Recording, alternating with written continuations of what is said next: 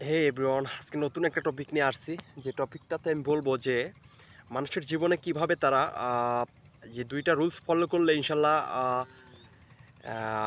তারা আসলে বা যেই হোক না কেন, যে পার্সনটাই হোক না কেন, চাইলে সে জীবনকে উপলব্ধি করতে পারবে এবং জীবনের যে দুঃখ এবং কষ্ট থেকে মুক্তি পাবে।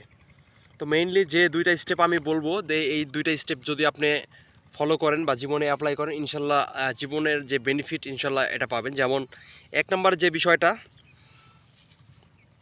জীবনের ভালো মন্দ বুঝতে শিখতে হবে আসলে। অ্যাকচুয়ালি আমরা কি চাই, ন্যায় এবং অন্যায়ের বিরুদ্ধে বা যেটা চাই আসলে মনটা চায় সেটা করা দরকার।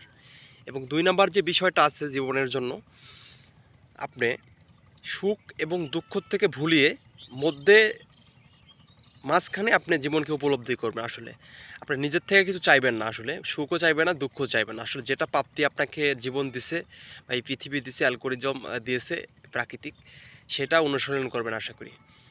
এই ২ টা স্টেপে যদি জীবনযাপন করেন, ইনশাল্লাহ জীবনের ভালো একটা পর্যায়ে যাইতে পারবেন বা সাফল্য অর্জন করতে পারবেন। ওকে।